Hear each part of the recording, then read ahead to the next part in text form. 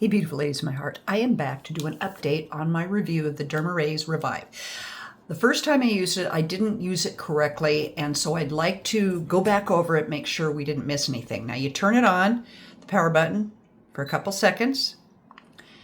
See, it comes up and it powers up until the lights are solid.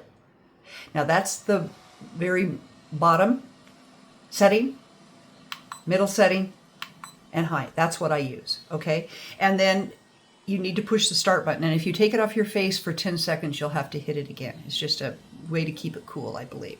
So it is safe to use around the eyes. All right, I didn't have that right. They don't want you to use it on the eyelids. None of these lasers should be used on the eyelids, but you can use it on around your eyes. And I didn't have the pulsing correct.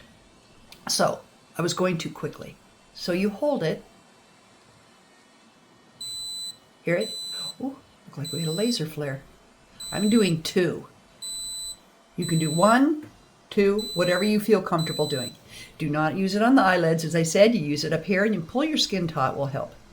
Because I have a lot of trouble still on my forehead. Okay?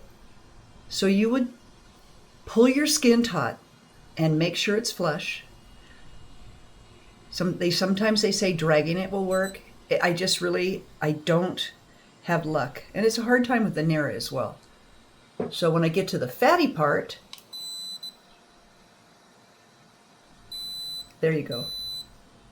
So yeah, that's still the same for me. But on the side, when I was dragging it down the sides, I was doing it too quickly. So you would put it here, hear it? I do 2 pulses and drag it slowly, okay? Not drag it, move it slowly. And it's just contact with your skin, not pressed hard. And then when I get down to where I have my dark spots, I hold it for 2 to 4 pulses. That way the energy has accumulated and it will target the area for better results.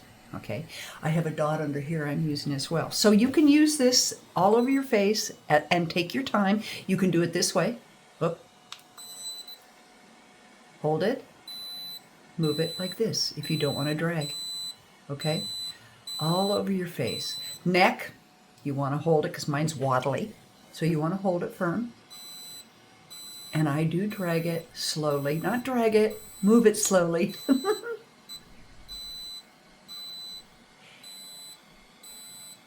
And you can use it on your thyroid because it is not a microcurrent device that goes deep or radiant frequency. You don't want to use that.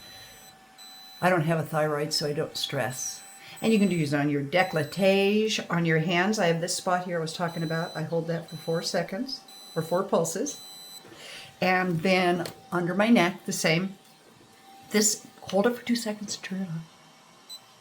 It is electric. It is not rechargeable. So you have to have a plug-in with it if you want to use it. It's not real heavy. It feels a little heavier than my Nira, but it doesn't hurt my hands, and I have arthritis. So this is the DermRays side. I've been doing that for a little over a month. And this is the Nira. So I stopped using Nira over here so I could do a good test on that. Now, I've used Nira for so many years, my skin looks beautiful. So I don't see any difference yet, but I have 2 more months to go. So I'd really like for you to wait and see the results before I give my honest opinion on which I feel is your best choice or if they're just either or. You want your skin to be clean and dry. You do not want to have any open sores or cuts or anything, and they don't work on keloid. This is what a keloid scar looks like. Okay, so you just want to keep that in mind. All right, we'll be back in a couple of months. In the meantime, stay wild and crazy and don't miss my other videos.